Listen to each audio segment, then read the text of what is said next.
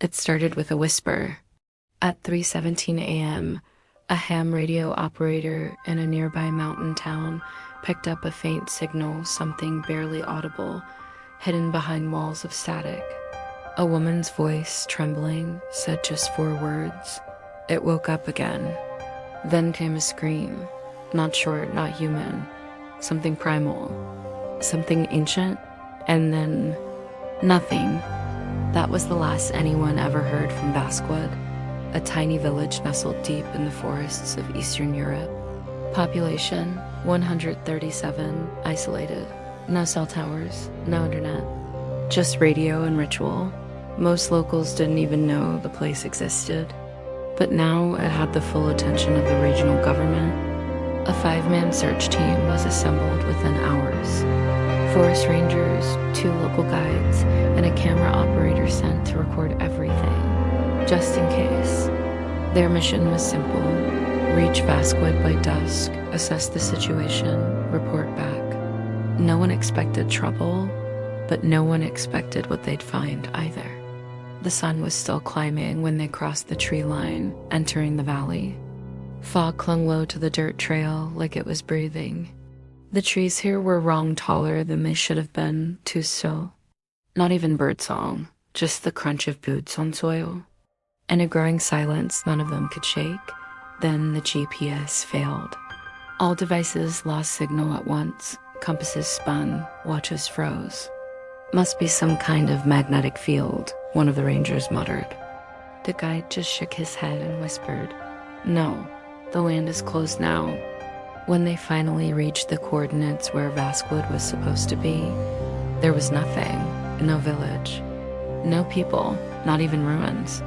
The space was empty, flat, and clean unnaturally so. The grass didn't grow. The air felt wrong, heavy and metallic. They searched for foundations, fence posts, even old debris. Nothing. Except one thing.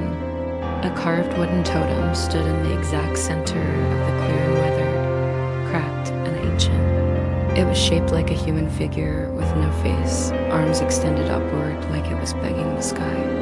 At its base was something far worse, a pile of fresh animal bones, and beside them, scratch marks in the dirt.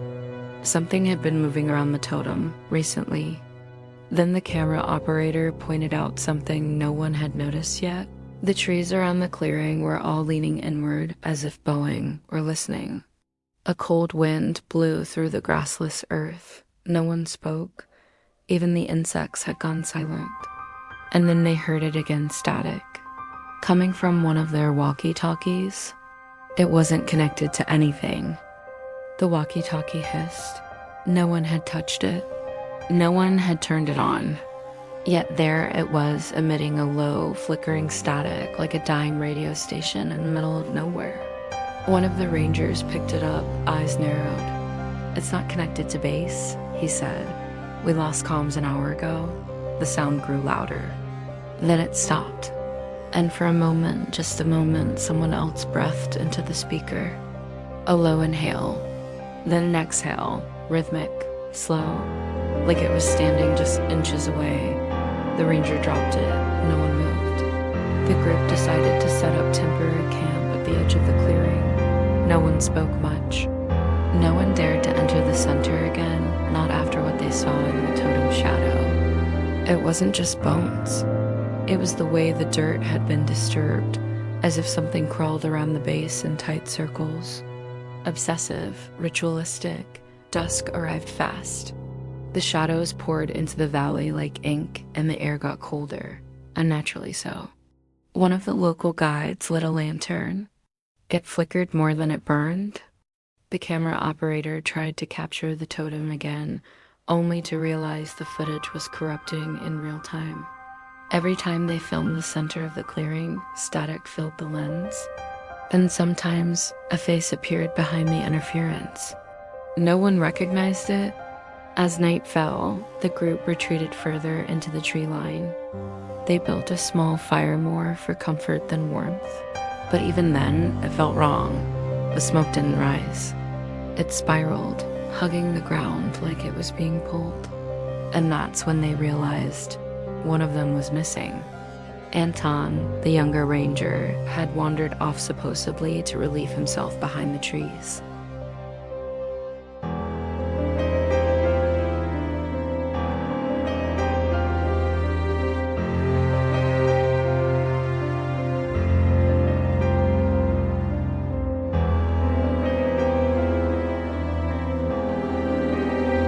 The whistling didn't stop.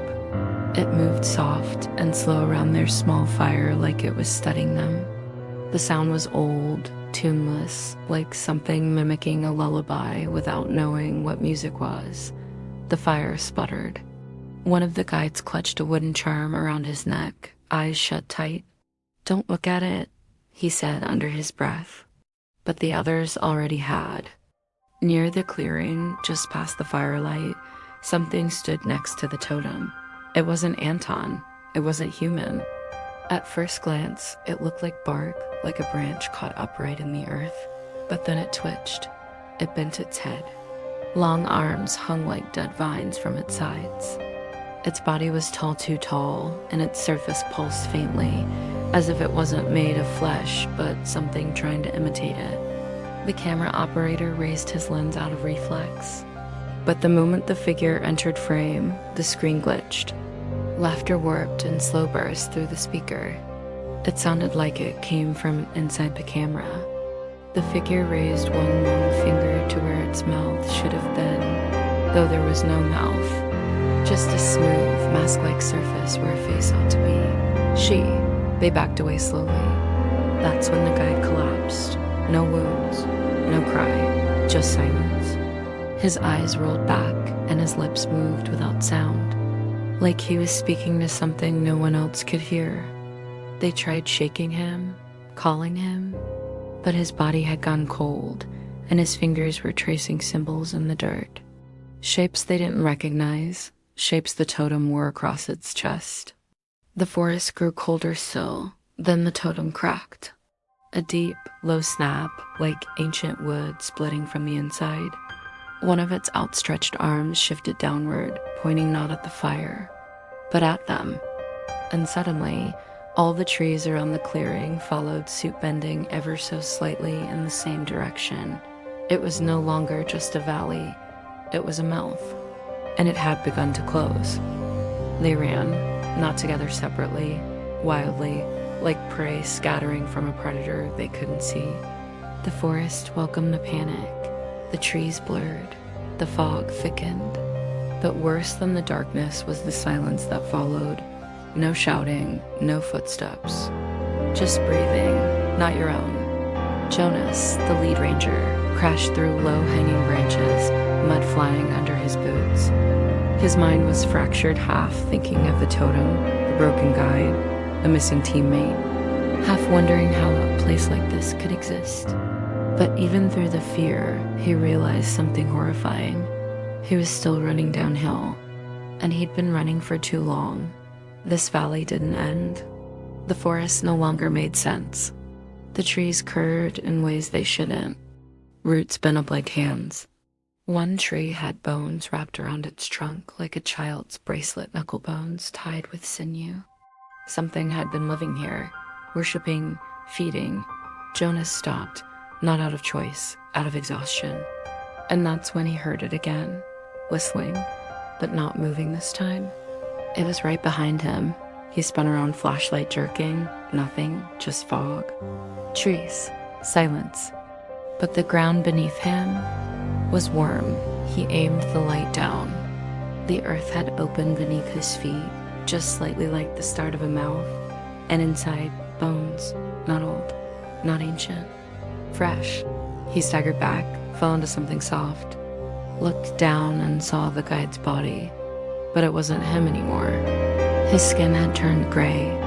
His chest pulsed slowly, like something was still moving under it. His lips opened and Anton's voice came out, soft, frightened.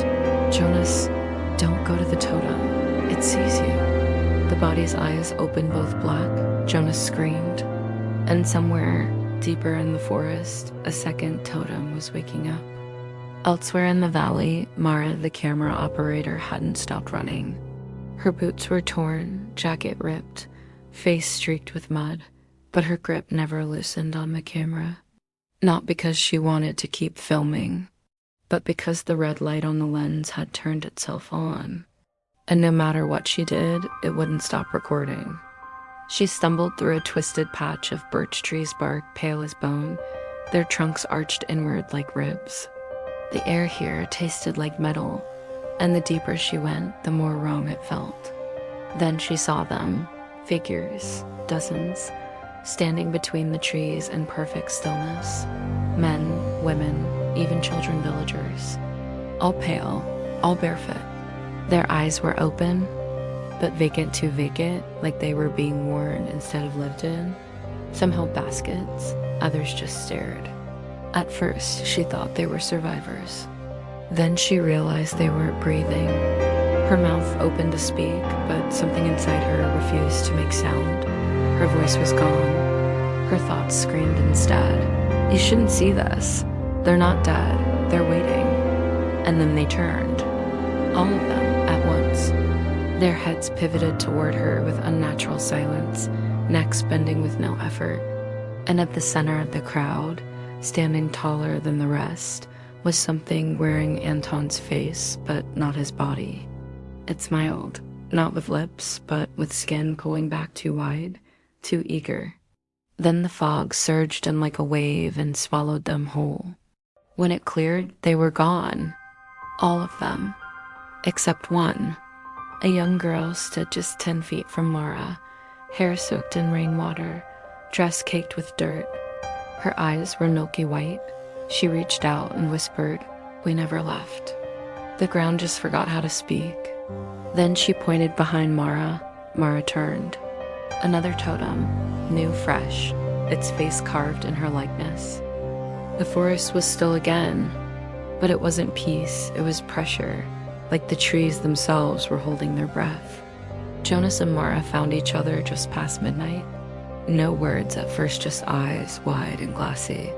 They looked like people who had seen something that broke the rules of what was possible. Jonas had blood on his collar.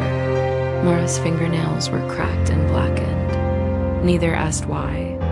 They moved without speaking through brush that no longer rustled, past rivers that no longer flowed. It was like time had bent itself into a loop. Then they saw the hill. It hadn't been there before. It rose gently above the valley floor, with no trail leading up, but at the top was the original totem, the one they'd first seen, except now it had changed. Its arms were down. Its mouth, once just carved wood, was open, and nailed to the side was Anton, or what was left of him. But it wasn't just a warning, it was a mirror. Carved into the base of the totem, beneath the body, were two new faces, Jonas, Mara. Their likenesses were rough, but unmistakable, chiseled in the same style, as if the wood had been waiting for them, remembering them. Then came the sound. Not whistling this time, but something older, a chant. Dozens of voices, wordless, circular, chanting from beneath the earth. The ground trembled. Roots split apart like veins. Jonas fell to his knees, grabbing his ears, screaming something Mara couldn't understand. Then the wind rushed upward in a violent burst, like the valley itself was exhaling. And from the base of the totem, something climbed out. It wasn't fast. It wasn't aggressive. It was calm, patient, starving. Its body looked like burlap stretched over bones. No eyes, no face. Just long, thick limbs and hands sharpened at the tips like tools. It placed one hand on Jonas's head, and he stopped moving. Mara screamed and ran, leaving the camera behind. The footage somehow would be recovered a month later, found in a dry riverbed outside the valley. But Mara was never seen again. And when the recovery team reviewed the final clip seconds before the feed ended, they saw one last frame, a fourth totem, still dripping, still growing, with the name Mara carved at its base. They never found Mara. They never found Jonas. The valley was marked as unstable terrain and sealed off. No further searches were allowed. Locals whispered that it had happened before, long ago, and would happen again. that the land doesn't take people. It remembers them. And sometimes, when it remembers too clearly, it reclaims what was once forgotten. Years later, hikers still report strange carvings in the bark, totems with unfamiliar faces. Some swear they've seen eyes in the wood. Others say if you listen closely at night, you can hear whistling coming through the trees, soft and hollow, like someone humming from deep underground. But the camera footage, what little survived, told the real story. And the final frame was the most haunting of all. 4 totems, 4 faces, and room for more. If you made it this far, ask yourself, what would you have done in that valley? Would you have run? Would you have listened? Or would you have ended up carved into something that doesn't forget? If stories like this leave you chilled, shaken, and curious about the unknown, subscribe for more real horrors, lost legends, and the terrifying truths the world tries to bury. Because some places were never meant to be found, and some stories were never meant to be told.